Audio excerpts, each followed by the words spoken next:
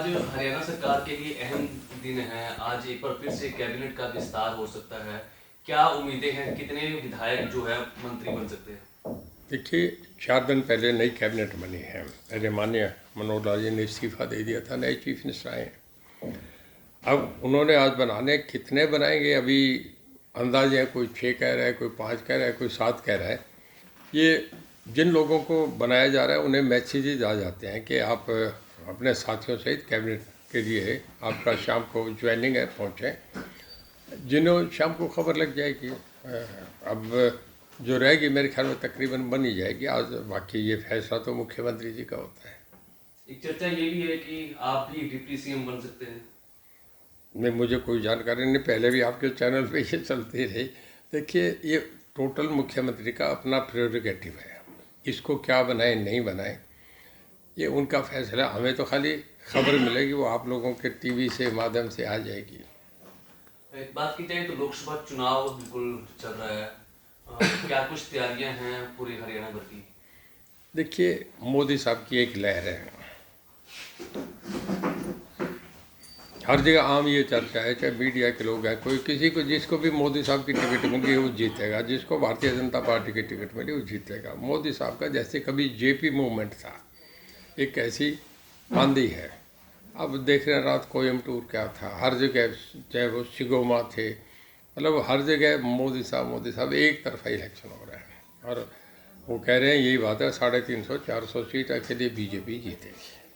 मंत्रिमंडल का विस्तार तो हो रहा है, लेकिन अनिल विज जी जो है वो नाराज बताए जा रहे हैं। क्या देखिए, भारतीय जनता पार्टी है, इसमें कभी कोई नहीं देखा जाता। राजस्थान में आपने देखा, वसुंधरा राजे सिंधिया थी, 5वीं लाइन के आदमी को बना दिया।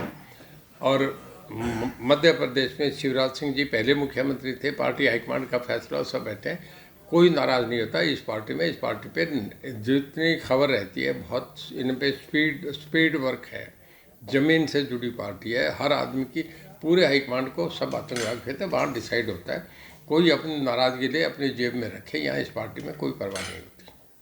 सिरसा से बीजेपी उम्मीदवार है अशोक तंवर सिरसा से उम्मीदवार हैं बीजेपी के। क्या कहेंगे?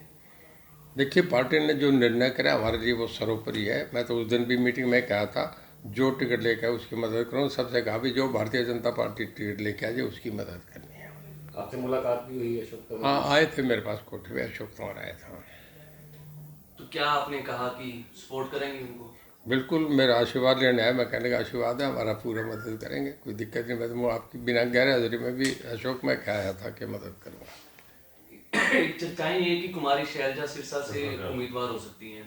देखिए, कांग्रेस पार्टी का उनका निर्णय, किसको बनाए नहीं बनाए, हमारा उस पर कोई कमेंट करना, मेरे कहने से टिकट दिया जाना नहीं, मेरे कहने से कटना नहीं। उनकी पार्टी का मैं इस पर क्यों सोच कर, मैं तो अपने पार्टी के उम्मीदवार हूँ, उनके लिए पूरा जोर लगाऊंगा जिताने का काम। कितनी चुनौती मानते हैं आप उसका, अगर शैलजा आते हैं तो कितनी चुनौती मानते हैं? क्योंकि पहले भी मेरा ये मानना, हरियाणा के 10 की 10 हम जीत रहे हैं। हम इस खाने को ही नहीं चेक करें क्योंकि सामने चैलेंज है कुछ नहीं। मोदी साहब का अकेले के नाम का वोट है। लोग देश को सबसे मजबूत प्रधानमंत्री मिले हैं कश्मीर का मामला होने के बाद, इसके बाद वर्ल्ड की 5 इकोनॉमी में होने के बाद, दुनिया की डिफेंस में सबसे बड़ी ताकत होने के बाद, जो ये चीज़ें जो है लोग देखते हैं, नेशनल इंटीग्रेशन की बात है पूरे भारत में। आज कश्मीर में जाके 2 झंडे 2 इश्तिहार सब बंद हो गए। लोग अच्छे नेतृत्व को स्वीकार करते हैं। रोहतक सीट सबसे वोट सीट है। हालांकि पिछला जो चुनाव था वो महज 7500 समथिंग वोट से ही बीजेपी जीती थी। दीपेंद्र हुड्डा का दावा है कि इस बार बीजेपी को पूरी तरह से सबक सिखा देंगे। देखिए, 2014 में भी वो ये कहते थे, 2019 में भी ये कहते थे। और मैं एक बात बताना चाहूँगा, जो उनके सबसे बड़े नेता हैं राहुल गांधी, उनकी अपनी स्टेट में 80 सीटों में 2 सीटें आई थी पिछले चुनाव में, और अब वो वहाँ छोड़ के जा रहे हैं। जब सेनापति भी कमांड छोड़ के दूसरी जगह चला जाए, सुरक्षा कवच में चला जाए, तो फिर उस फौज की क्या होगी? अब इसमें क्या दीपेंद्र कहेंगे, उस पर कोई कमेंट करने का मीनिंग रहता है क्या? जब खुद वो सिक्योर नहीं, अपनी रायबरेली अमेठी रैली छोड़ दी, तो अमेठी मेरठ आपका रोहतक कोई मीनिंग थोड़ा ही है। कौन सुनेगा? मोदी का एक तरफा चले। राहुल गांधी की जो यात्रा थी वो समाप्त हुई। महाराष्ट्र में बड़ी रैली करी उन्होंने, विपक्ष के नेता वहाँ इकट्ठे थे। उन्होंने एक बयान दिया कि राजा की जान ईवीएम में है। राजा की जान जो है ईवीएम में है, उन्होंने EVM में। कटाश किया। ये आप इसको कैसे देखते हैं? और जिस तरह से इंडिया गठबंधन इकट्ठा हो रहा है, सीट शेयरिंग भी हो रही है, तो कितनी चुनौती मानते हैं आप इसको? देखिए, शब्द कौन कैसा इस्तेमाल करे, सिविलाइज सोसाइटी है, जो आदमी ठीक बोलेगा उसे लोग पसंद करेंगे। देखिए, ये कोई वो तोता तो है नहीं, लोग फैसला करेंगे, लोगों ने वोट देना है। एक ईवीएम थोड़े, ये लाखों ईवीएम लगेंगे, हर जगह लगेंगे, हर स्टेट के अलग अलग रिजल्ट आएंगे। तमिलनाडु में कुछ रिजल्ट हैं, वेस्ट बंगाल के कुछ रिजल्ट हैं, उत्तर प्रदेश, गुजरात, मध्य प्रदेश, राजस्थान, हरियाणा, दिल्ली, हिमाचल के रिजल्ट अलग हैं। तो हर आदमी, देखिए, प्रजातंत्र की एक लाइन की परिभाषा है कि जहाँ विचारों का विरोधाभास हो उसे प्रजातंत्र कहते हैं। हर आदमी का अपना अधिकार। हम फैमिली में, हम सब अलग अलग में, कोई किसी पार्टी में, कोई किसी पार्टी में, कोई ये नहीं कह सकता। एक सामूहिक जो सब चैनल पे आ रहा है कि लोगों का मूड क्या है, जो सर्वे आ रहे हैं, उस सब सर्वे में बाजार में, सट्टा बाजार भी यही बता रहे हैं कि जी बीजेपी अकेली 350 से ऊपर जीत रही है। आप बताइए, जो एक सब जगह यूनिवर्सल एक्सेप्टेड एक ओपिनियन आ गया, उसके बाद किसी आदमी और की बात सुनना ना सुनना उसका कोई मीनिंग ही नहीं रहता। सर, बीजेपी और जेजेपी का गठबंधन था, टूट गया। अब जेजेपी का क्या भविष्य देखते हैं?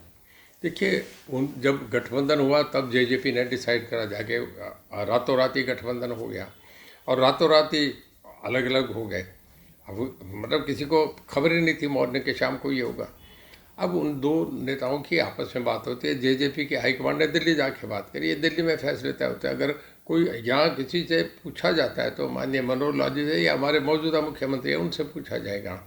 जो बातें उन्होंने तय करनी, उसमें हम क्यों जाग के देखें? जो छप जाएगा देख लेंगे।